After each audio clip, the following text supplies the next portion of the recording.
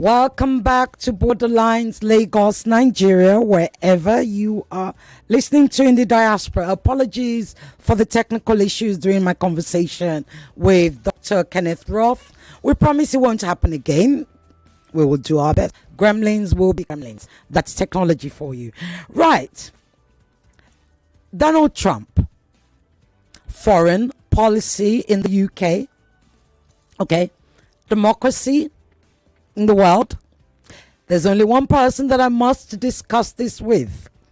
His name is Andrew Feinstein. He's a South African National Assembly politician, an anti-apartheid activist, filmmaker and author. He is also the standing in as an independent, or he did stand in as an independent in Holborn and St. Pancras. And of course, he is a huge critic of Keir Starmer, the current British Prime Minister. I have been wanting to talk to Andrew for a very, very, very long time. Andrew, welcome to Borderlines or to Nigeria. It's good to Finally. I'm so sorry it's taken so long. No worries at all. You're a popular man. People like to hear what you've got to say. Thank you. Welcome. Look, we've got a lot to cover today, and I hope we will. But first and foremost, I'd like the listeners to understand who you are, because they might be thinking, oh, you know, Ireti has brought in this man and we don't know what his connection is, etc., etc. You are an Israeli. No, you're Jewish, not an Israeli. You're Jewish, you're South African, and you're of mixed European parentage. Tell us about that. So, that's really a question to start at the beginning. So I was born in South Africa. My father was South African, but my mother was Austrian. She survived the Holocaust in occupied Vienna itself, hidden in a coal cellar for 3.5 years. And she lost dozens of her family in concentration camps, mainly in Auschwitz. After the war, she came to London, where I live now, where she met my father, and they went back to South Africa together. And when she arrived in South Africa, she thought that black South Africans were being treated exactly as the Jews of Europe had been treated by the Nazis. And, you know, at the end of the war, people spoke about never again. And for my mother, that meant never again for all humanity. Not just for Jewish people, because even, 6 million Jews were murdered by the Nazis, but 6 million other people who weren't Jewish were also murdered by the Nazis because of their politics, their sexuality, because they might have had disabilities. And so when she arrived in South Africa, she thought, well, never again applies as much to black South Africans as it does to Jewish Europeans And she got very involved in an organization called the Black Sash. She used to protest against the iniquities of apartheid. So, from the age of about 8 or 9, during my school holidays, I'd either go into townships with her, which almost no white South Africans did, or she was a puppeteer, and she worked at an illegal non-racial theater. So I'd go to the theater with her, and there would be South Africa's greatest anti-apartheid playwright, a guy called Athol Fugard, and he had these wonderful actors he used to work with, John Carney and Winston Chona. And then there was a piano player, a jazz pianist called Dollar Brand, who later changed his name to Abdullah Ibrahim. And these were the people I sort of grew up around. And so I grew up with the sort of notion that apartheid, that racism was wrong. And then in my late teens, I continued to work in townships. I ran a health and welfare organization at the University of Cape Town. And during a crisis in a squatter settlement called Crossroads, where 70,000 shacks were burned down by the security services, I was, without even realizing it, I was recruited into the ANC underground because, of course, you didn't sign membership forms in those days. Of Because course. it was a banned illegal organization. So from my late teens, I was very heavily involved with the ANC, with the liberation struggle. But because of the mid-80s, I was leave South Africa, noticed voice in the territory, spent in there, and they working with liberation, and was feudal. So I went home, and first I worked as a facilitator in constitutional negotiations and various processes across our issues. And in 1994, the first election, I was a candidate for the ANC, and it went well for the first years there, and they took over as 8 years before the country. The thing he did was sign the whole European about $50 million bribes were paid, mainly himself, some see people. And I ran the financial accountability public health and called for a huge multi-agency investigation. I called presidency, and I had choice to have a glittering career for as long as I wanted in parliament and politics. Suggested that I would be made an minister. I wasn't 30 yet. Or the fact that I was told to kick out of parliament. Wow. Yeah. And so the night before they were going to remove me from Pancras, and I With the started, rebel that you are. and I wrote about the arms and the impact on South Africa after the party, political DNC. All these people came from all over the world, started reaching me with information about corruption and arms deals, because it accounts for 40% of all corruption in the world. So on the basis of all of this information that whistleblowers and prosecutors and even people from inside government, inside the defense companies, inside military establishments, they were so excited that someone was writing about that stuff that they came to me with it all.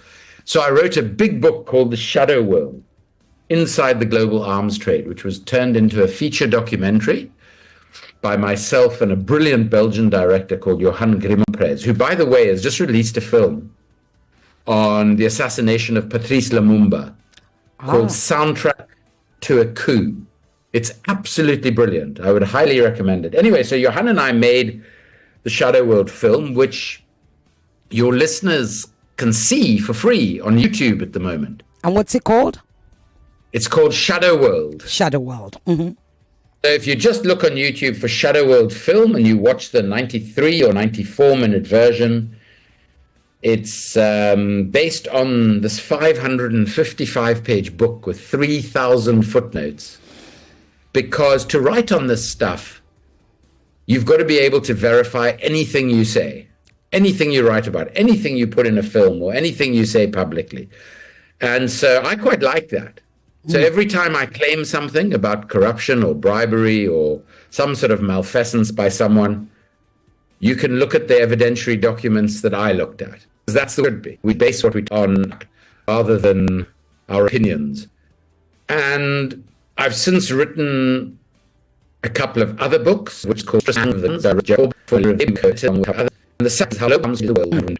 Others of their dreams are all over for the hasn't them. And in such a second, and it's thankful to be able to hear from activists on the ground from all over the world, really giving guidance as to what's worked, what hasn't. Yes, all people can do something about the state of the world, state politicians, the state militarism.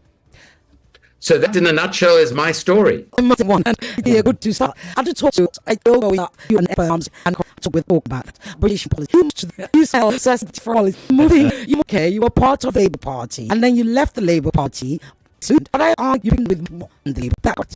Well, I made his follow was this pursuit of peace, prosperity, equality, and justice. And these are things that, because of my mother, because of the struggle in South Africa, have been central to me from as early as I can remember. And then when Jeremy Corbyn stood down as leader, my own local member of parliament, Keir Starmer, took the leadership, made a membership of the party. And it took him 3 weeks to violate all 10 of those pledges. And in addition to which, Jeremy Corbyn, who is a lifelong hero to the state, called to the people who was grace and side. Man who made election for decades, worked with the apartheid regime in South Africa. And she made tens of millions of pounds out of this relationship personally, and is deigning to call someone like Jeremy Corbyn a racist. And then also, this notion that he's anti-Semitic because he's very critical of Israel is just a nonsense, frankly. And I find it very, very offensive that people are prepared to use the suffering of Jews over thousands of years, including in the Holocaust, like my mother's family, and then abuse such an important concept like anti-Semitism in order to fight their pathetic political battles within their own parties, I find that deeply, deeply offensive. And all someone who is critical anti-Semitism is because Jewish, really represent all of everything. It is actually the sort of things there. And so, for example, the party 2 days later announced that I would stand against its leader, own local MP Keir Starmer, in the last election. It was quite an experience. Tell us about it. I did your campaign online. At the time, you also been on the national two things together. How did this you? They are all related. So I have died the suffering struggle. The struggle in the invasion was always seen as a fraternal struggle with our struggle against apartheid. And both are based on European colonialism, but in my opinion, are based on racist supremacy, where some people are seen as superior or inferior because of their religion or anything else. And I am to have what some people regard as very naive talk to me by my former boss, Nelson Mandela, that every human being is created equal and that every human life is sacred. And if you prioritize one life over another for reasons of race, ethnicity, religion, nationality, or anything else, you're practicing a form of racism. So I've been involved in the Palestinian struggle for a long time. Obviously, since the 7th of October, that's been intensified. Because we are seeing a live screen genocide in real time. And I never imagined in my lifetime that I would see that. I have lectured at Auschwitz, where my mom lost family, on genocide prevention for something called the Auschwitz Institute. I've written a huge amount about the genocide in Rwanda, obviously about the Holocaust, because my subject is the arms trade and conflict and war crimes and everything that comes with it. And these things come together, and I'll explain to you how. And this is how they all came together in the campaign. Britain today is home to more billionaires than at any time in our history.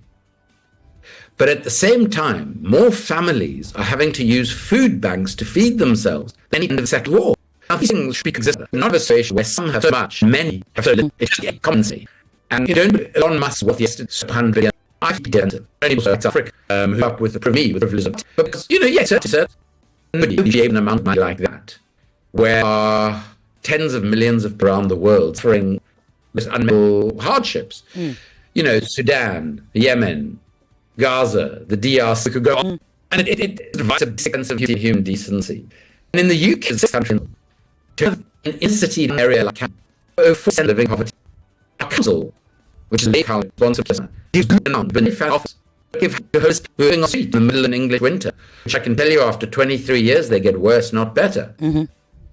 And in the campaign, first of all, I just wanted to show that politics can be done differently. The campaign knocked on 1,000 doors, only about something thousand voters in the constituency. Wow.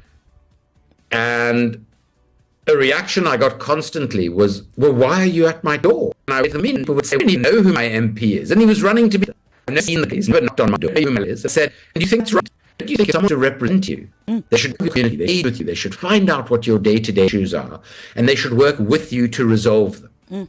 Because that's the politics I was taught by Nelson Mandela and Archbishop Desmond Tutu. And the fact that I'm now in Britain, even if I'm a bloody South African, doesn't mean I'm going to change my politics. And the energy and enthusiasm that was generated by the campaign really surprised me, not just in the area, but around the country. And we had a lot of brilliant independent candidates standing who did really, really well. We have 5 independents in our parliament now, whereas over the 55 years before this election, we'd only had a total of 2 over 55 years. So something is happening in British politics. And Starmer became the first person ever to become prime minister in British electoral history, where his own personal vote in his own constituency didn't increase significantly. In fact, it fell by 50%. And if there's one person that our prime minister doesn't like very much, I'm afraid you're talking to him now. You came second. You disturbed. You totally discombobulated. He didn't expect it. No. He was, we were standing next to each other, although he completely ignored me and pretended I didn't exist, which suited me because he is one of the most boring, uncharismatic people on the planet. But his father played with tools, didn't he? Sorry? He said his father was a man of tools, or was it his father carried? Well, no, tools? he said to us that his father worked in a factory. He comes from a working class background. In fact, the truth is his father ran the factory and they lived in the biggest house in the village. But this is Starmer to a T. He will tell anybody anything if it's going to get him power or keep him in power. Right. And unfortunately, and I don't like to say this, but the reality is, as we've come to know in the 10 years that he's been our MP, the only good thing about Keir Starmer is that you don't have to guess when he's lying. You know when he's lying because his lips are moving. And I have never come across anybody who lies so consistently, well, maybe Donald Trump, who lies so consistently without batting an eyelid. It's almost sociopathic. You know, just to give you an example. So a couple of days after the 7th of October, he said on London radio, which was being filmed on LBC. at the time. Yes, yes. Yeah, he said, Israel has the right to cut off food, water, and healthcare to Gaza. Now, this is a guy who was a human rights lawyer, all right? He knows for a fact, unless he actually slept through his entire law course and legal career, he knows for a fact that that is a war crime. And under no circumstances is Israel allowed to do that. So it was very embarrassing. By that night, people all over the country, all over the world were up in arms. So he does a whole prepared speech on television. I never said that. And there is the recording of him saying it. And you think to yourself, could somebody please explain to this man what social media is? Because it is all over Instagram, Twitter, X, whatever. And everybody can just watch it for themselves. And tens of thousands of people who heard him say it responded, well, we heard you say this. And he does this on the basis that he honestly thinks ordinary people don't matter, that he's somehow superior. And if he says it didn't happen, it didn't happen. This is a man who, even though he's a millionaire personally,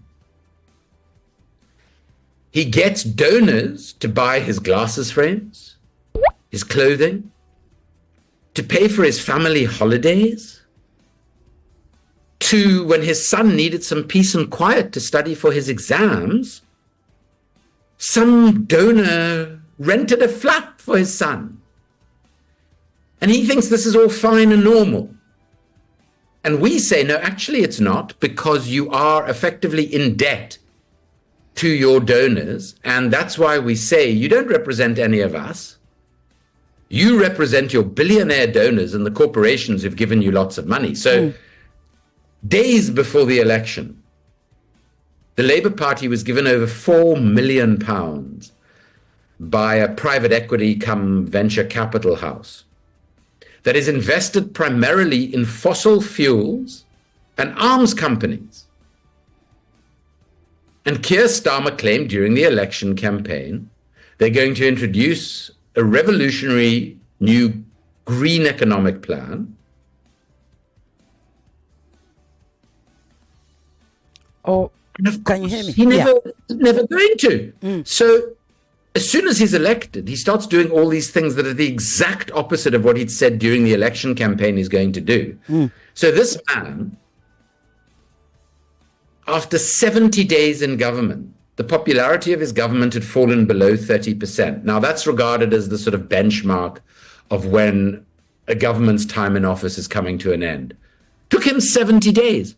Gordon Brown, a previous Labour Prime Minister, who was also not the most charismatic politician, but at least had integrity. And it took 1,004 days before his government fell below 30%. Boris Johnson, despite the hair, despite the fact that he's personally corrupt, and I say this because I have the evidence, despite the fact that he was perhaps the most incompetent prime minister this country has seen, and that's saying something. 775 days before his government support fell below 30%. Keir Starmer, it's taken 70 days. So the rest of Britain has very quickly caught up with what we in Holborn and St Pancras, his own constituency, have known for 10 sad years. He's mendacious, he's corrupt, he's completely untrustworthy, and his only interest is in himself and those who give him money. And it's a horrific state of affairs, but I wish I could say to you, the rest of the world is different. But it's actually emblematic of the state of politics and the state of the world. Indeed. I mean, I have on my list of questions for you. There's a part that I wrote, the ideology of decency and contentment versus capitalism. #Trump. Wow. Right? But we're going to go, I believe are we about to go on a break now? Okay, we've got 2 minutes before we go on break. So let's stay on Keir Starmer so that you have a chance to be able to respond to that, right? So Keir Starmer, he would argue that, look, according to British foreign policy, Britain always supported Israel. Israel has a right to defend itself, and that's what Britain is saying, because October 7th was a direct attack by Hamas, an incursion into Israel. That's what he would say, right? That's what he does say, but it's absolute nonsense. And for a lawyer to say that is particularly embarrassing. So let me explain why it's nonsense. First of all, Britain's role in relation to Israel has been appalling. Now, I understand why after the Second World War, Jews wanted a safe haven. It's obvious. But Britain decided to give them land that belonged to another people. That was the land of the Palestinian people. And Israel was built on the homes of, on the land of, and on the graves of Palestinian people. Over 750,000 people were ethnically cleansed out of historic Palestine because Britain decided as a colonial power that it would give it to these Europeans. And interestingly, Lord Balfour of the Balfour Declaration, which is what gave Palestine to the Israelis, a known anti-Semite. He basically wanted to get rid of Jews out of Britain and Europe. That's the first thing. The second, so Britain has no moral leg to stand on. The second thing is, and I'm very conscious of the time. Okay, let me interrupt you there. We're going to go on a quick break. We'll be right back. Okay.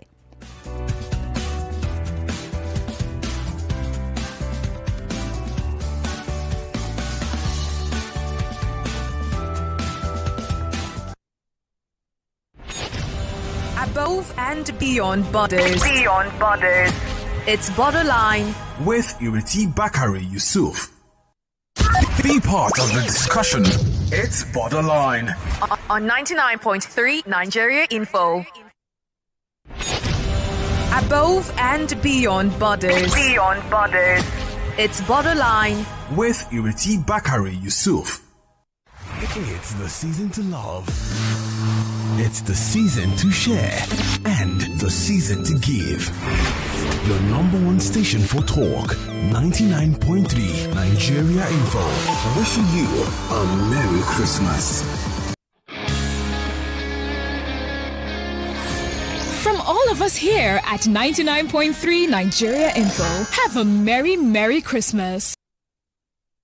It's the season to love. It's the season to share and the season to give. Your number one station for talk, 99.3 Nigeria Info. Wishing you a Merry Christmas. Welcome back to Borderlines, the only show that takes you beyond borders.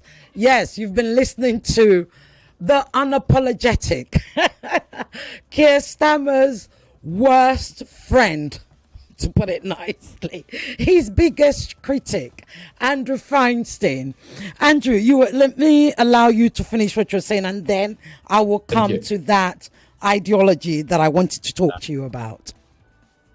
A British newspaper described me as Keir Starmer's worst nightmare. Well, I didn't want to say that because I didn't want to get told off by my boss. But yeah, that's what I would say. I was very proud of that. You know, I was very lucky to be schooled in the ANC by people like Mandela and others, where they told you to speak truth to power, because that's what our struggle was. And if power is lying, if power is misusing its power, I believe we as ordinary citizens have a responsibility to speak out about the world, about wherever we are. So to continue with the point about Israel, so Britain doesn't have a moral leg to stand on. It effectively gave away land that it wasn't Britain's in the first place. It was the Palestinians' people's land. Just as they'd given South Africa to various British and Dutch people. This is what colonialism is, after all. Starmer said that Israel has a right to defend itself. Now, you could argue, after the incursion of the 7th of October, the very tragic incursion, in which over 1,200 Israelis were killed, that Israel has the right to ensure that that doesn't happen again, absolutely. Unfortunately, in international law, or not unfortunately, that's what international law is there for, Israel is an occupying power. It illegally, in terms of dozens and dozens of UN resolutions, and in terms of the Rome statutes in international law, it has no right to occupy Gaza and the West Bank. And unfortunately, for Israel, international law also states that an occupying power does not have the right to defend itself within the territory it's occupying. So that is not a defense for what Israel is doing. Second of all, 1,200 mainly innocent people are murdered. That does not give Israel the right to so far slaughter over 44,000 innocent Palestinians. The only way in which that Israel has the right to do that, I'm afraid to say, view of the world, in which each life is more than one Palestinian life. And as I said a few moments ago, you know, Nelson Mandela taught me many things. The one thing he said to me, because I was of a new generation of Jewish white South Africans who were involved in the struggle against apartheid. So he used to talk to me about this stuff a lot. He said to me, if you don't value every single human life equally, you're a racist. And he said, the reality is that you are either a total anti-racist and you see every single life of equal value, or you are part of the racism problem. And today, Britain, Keir Starmer, his government, and Israel are part of the world's racism problem. Okay. And unfortunately, the reason that we have allowed this genocide to continue, enabling it, facilitating it by providing weapons to Israel on a daily basis, and this is the whole of the West, the US, the UK, Germany, France, Spain, and many other countries in the European Union,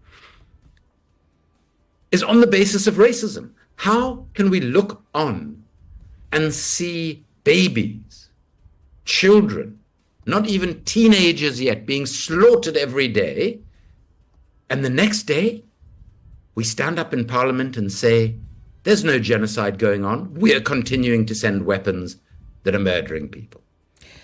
Okay, so let's talk about the ideology. I called it, like I said, what I wrote down, and I'll read it, is the ideology of decency and contentment versus capitalism. #Trump. That's superb. That's brilliant. You are the politician, because that is the whole story. We have a choice as human beings. We can live decent, healthy, fulfilling lives where everybody is given the opportunity to live their best possible life. And we can do that through understanding our responsibility as part of multiple communities. Our very local community, our broader regional or national community, our continental community, our international community. Or we can allow a system of neoliberal capitalism which has financialized the world in the most appalling ways. And food is the most obvious example of that, where it became possible in the early 1980s through deregulation of financial markets for products to be developed where people are speculating on crops that haven't even been planted yet. As a consequence of which, at any one time in history since then, there have always been parts of the world living with starvation. Now, that doesn't make any sense. We should be able, there are quite a few smart people on this planet, we should be able to distribute what the world naturally produces if we aren't destroying our environment. What the world naturally produces so that everybody who needs enough food to stay alive has it. Very simple. Indeed. But the needs of capitalism militate against that. What are the needs of capitalism? To maximize short-term profit. Simple as that. And if it does damage to the world, if it does damage to human beings, that's incidental. That's why we could have an industry like the tobacco industry that knew people were going to die of lung cancer using their product, but kept it hidden from public view. It's why we have the fossil fuel industry, and Nigeria knows far more about this than I do. An industry that is destroying our planet, that has made a tiny elite in Nigeria unbelievably wealthy at the expense of the vast majority of people. Mm-hmm. Surely the way we should organize the world and the way we should organize our lives is how do we ensure that the vast, vast majority of people can live as well as possible? So, and not at the expense of anyone else. So it is possible to be, if you like, good capitalist, because capitalism then isn't the problem. It's the greed within capitalism that's the problem. Is that correct? Well, no, the problem with that is that neoliberal capitalism, which is the capitalism that has existed since the late 70s, the era of Margaret Thatcher and Ronald Reagan, may their souls rest in peace for the damage they have done to the world. And let's remember, both of those people described Nelson Mandela as a terrorist. Mm-hmm. And in fact, Margaret Thatcher advised the apartheid government in South Africa, which both of them supported, that they should have Mandela killed in jail because it was too dangerous to keep him alive. Okay? So we're talking about great people here. Now, the sort of capitalism that they have made the global form of capitalism is based on the work of a guy called Milton Friedman. And you'll see this in the film of The Shadow World. The essence of Friedman's philosophy is that greed is good. If each of us pursues only our own greedy, selfish interests, everything will work out fine. Now, I have many degrees in economics, including from the University of Cambridge, because I had to study forever to stay out of the apartheid military. And amongst the things I've studied are economics extensively. The assumptions of Friedman's entire philosophy and economic thesis are profoundly and fundamentally flawed. Okay? Mm-hmm. Surely the basis of any economic system, and I don't want to call it capitalism, I don't want to call it socialism, because I don't know what it is. But the basis of any economic system should be as follows. Yes, of course, people should be rewarded for innovation, for taking risk, for hard work, etc., etc. But the reality is I know hundreds of nurses who probably work far harder than Elon Musk. Elon Musk is worth $400 billion. These nurses don't even have 400 pounds to rub together. Okay? And that makes no sense to me. These nurses are doing far greater good for other human beings than Elon Musk, who's doing a great deal of good for himself and for Donald Trump. So, we need a system that distributes what the planet has to everybody who needs it. We need a system of organization in which companies exist not to make as much profit as possible, but to make a contribution to society. Because that is what we should regard as achievement. Okay. And if that means the creation of, for instance, a basic wage that every citizen of every country gets, that is enough to keep them alive in a system where the medicines they need, the food they need, the housing they need, the schooling they need are all affordable. Then we would have a system in which people will have the greatest opportunity to live their best lives. Okay. Now, capitalism at this point doesn't do that. And I don't know of any economic system historically that has done that. But why do we have to be constrained by the past? The one thing that neoliberal capitalism has done intentionally is to stop our creativity and our imaginations unless it makes you money. So if you're a political thinker, trying to think of a different way to organize the world isn't going to make you a billionaire.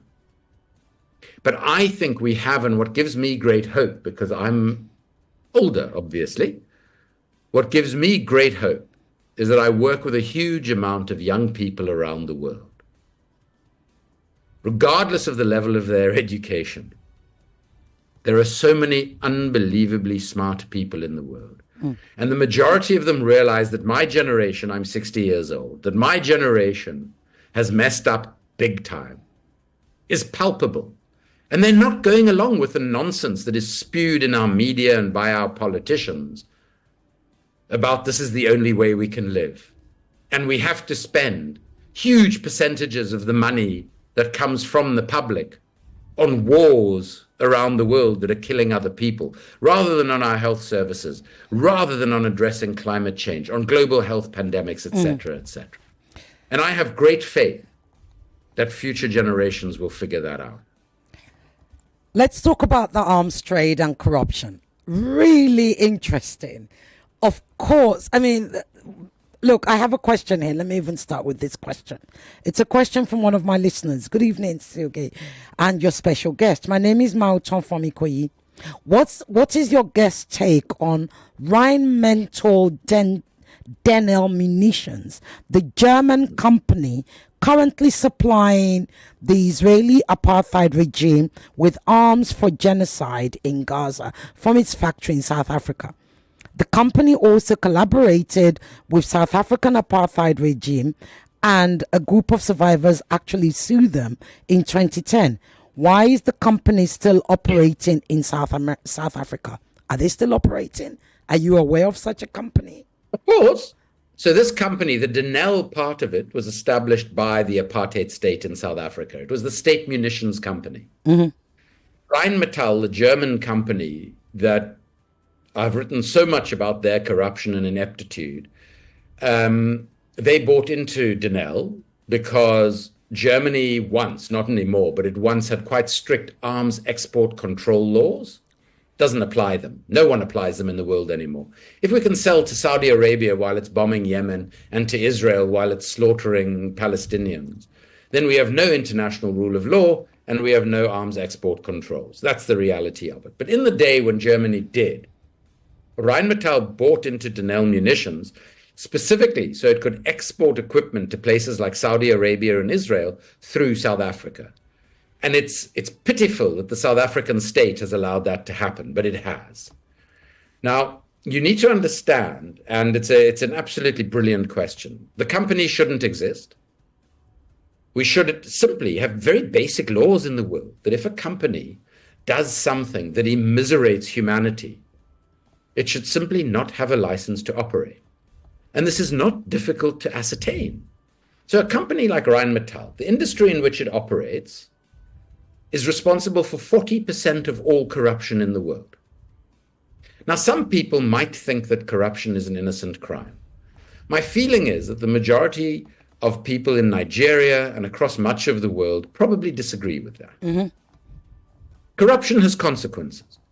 When Thabo Mbeki was spending $10 billion on weapons we didn't need and have barely used in South Africa, there were 6 million South Africans living with HIV or AIDS, and he said we didn't have the money to provide them with antiretroviral medication.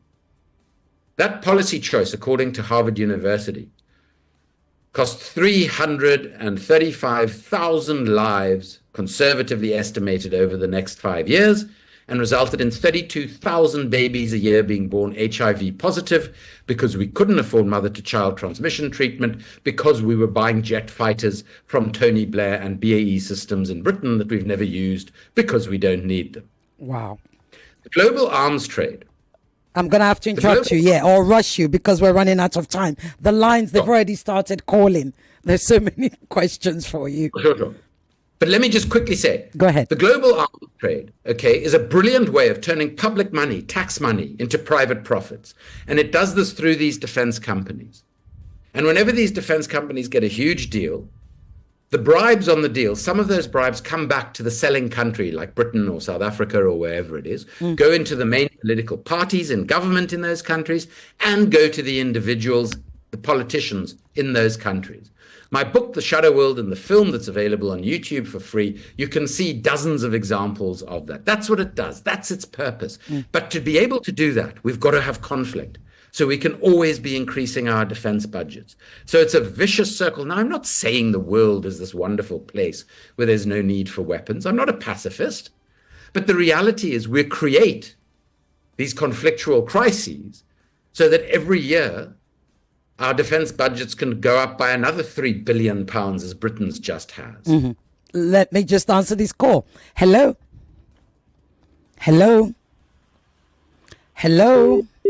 Oops. Okay, calling back. Hello? Very quickly, please turn off your radio, your name and your question.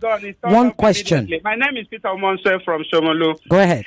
Now, I want to ask your guest this question. Dangote is believed and is said to be the richest man in Africa, including South Africa. Now, how do you juxtapose that with that of Elon Musk? He talked about that. How can you be the richest person and the people within your enclave, within your region are hungry? Nigerians are going to... Yeah, but this is not about Dangote. I'm sorry. I think you've kind of called the wrong show. Hello? Hello, good evening, Sister Gay. Good evening. Yeah, this is Chris from Ikeja. Go ahead very quickly, Chris. Your question. It is said that imperialism is the highest form of capitalism. Having said that, your guest this evening have spoke very well concerning something, but I disagree with someone. Very quickly. So my question is this: if me if I have a land and I build house there, and I went out of that land and leave it for tenants, when the tenants are living there and I died as the landlady of that house, and my children are not around to claim my land, what would they say after many years of living in that land? I don't understand your question. Yeah, they renovate the place. Hello? Yes, quickly. Ekunda, you're calling from Mikuru. Go ahead, your question, please. My question, what's the view of your guest on this new regime in Syria? Okay, all right, thank you. The whole thank you. Got it, thank you. Good question. I'll come back to you. Please write that down, Andrew. Hello? Yeah, good evening. Good evening, very quickly. You have the man on the line. I'm speaking to you from the place. My question is, it seems people in leadership, there are these agencies, that controls them, their thinking. I'm talking in respect of George Bush meeting. Hurry up. Yeah. Is it going to get to a point where some of these European countries will blink and completely withdraw because... no, your question, very quickly, Manuel, you're prolonging it. I can't hear you. What is your question, very quickly? Yeah. Are we going to get to a point where some of these European countries will withdraw their support for Israeli activity in the Middle East? Okay, all right. Thank you. All right.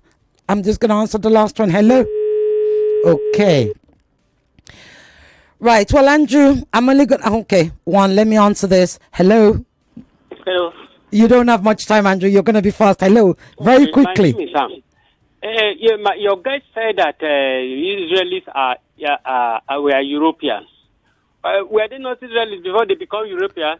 Oh God, we've done this before. Andrew, please go ahead and answer those other two questions, because that would have been taking you back to the biblical days. We don't have the time, unfortunately. The Syrian regime. So it's a very perilous situation in Syria. Obviously, I think it's an incredibly good thing that a brutal, vicious dictator has been overthrown. Mm-hmm.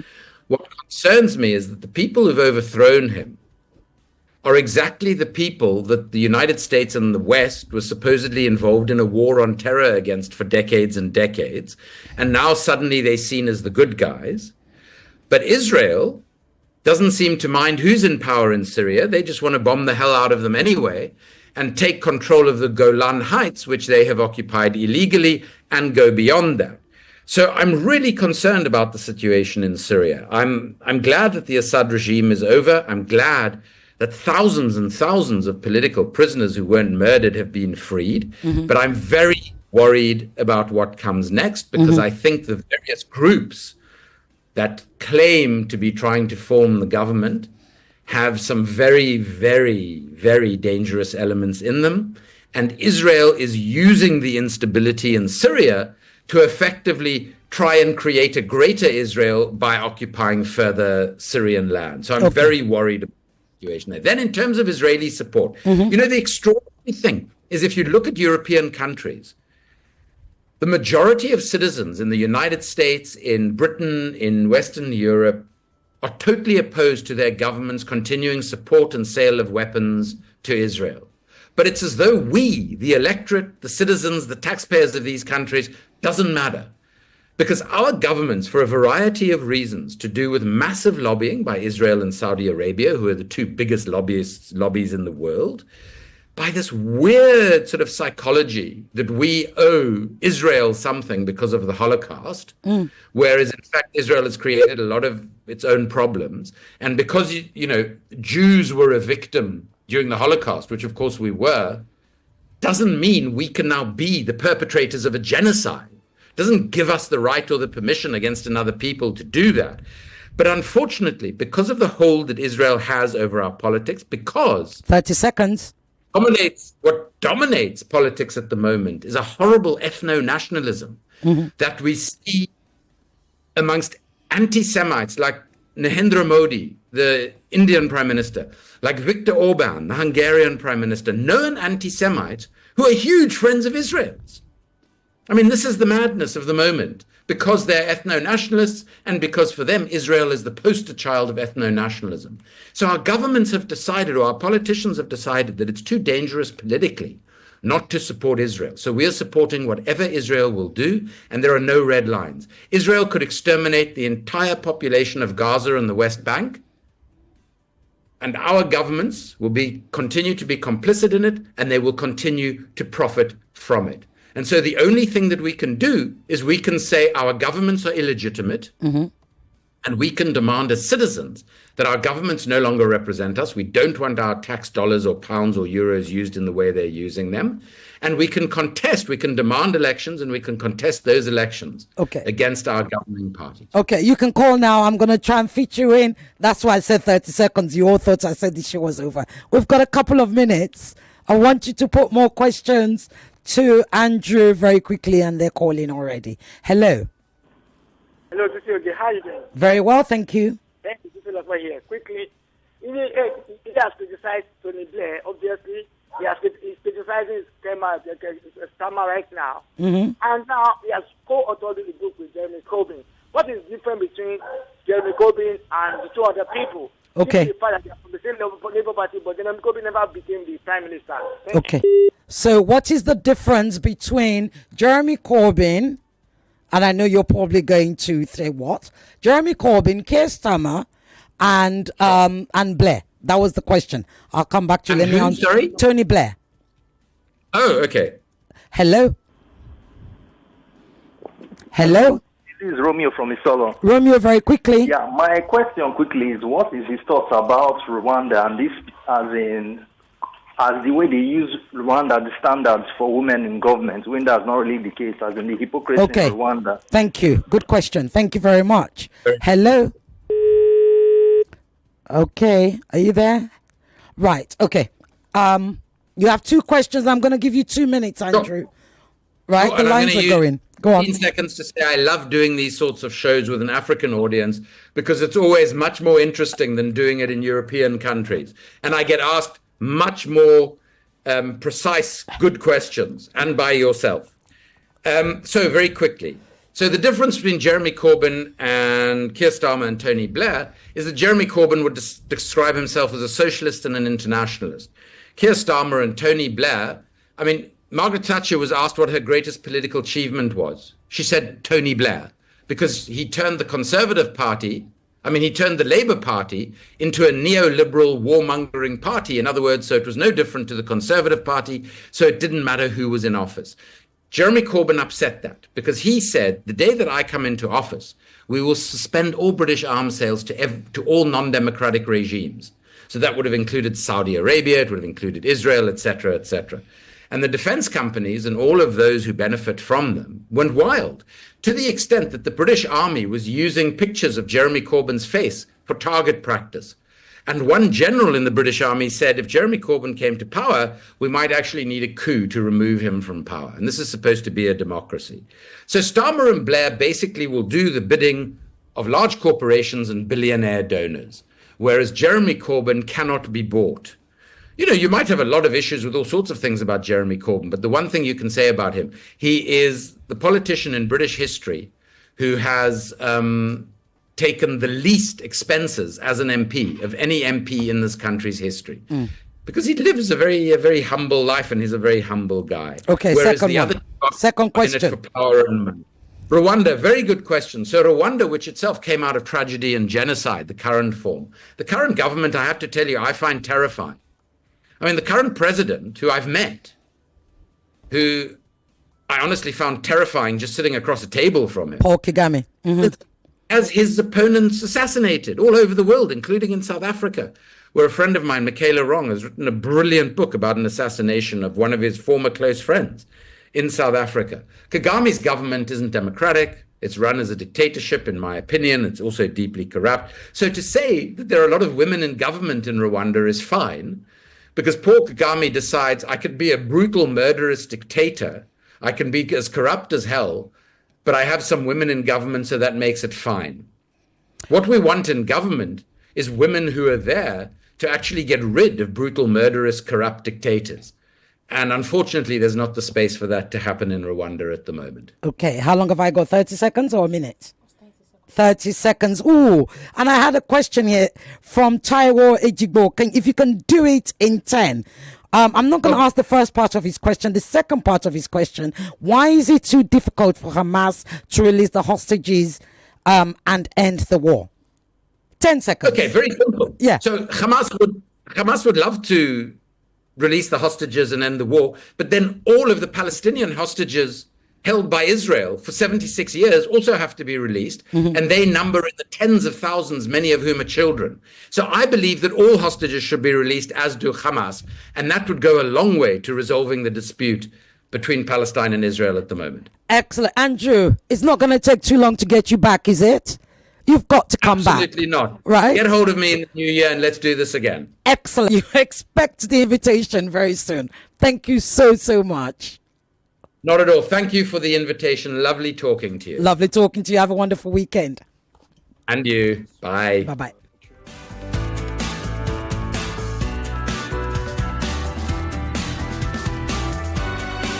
From all of us here at 99.3 Nigeria Info, have a Merry Christmas. 99.3 Nigeria Info. We are more than just radio. Subscribe to our YouTube channel at Nigeria Info FM. Check us out on Facebook at Nigeria Info 99.3. Follow us on Twitter at Nigeria Info FM and on Instagram at Nigeria Info FM Lagos for live updates as it happens. 99.3 Nigeria Info. Let's talk.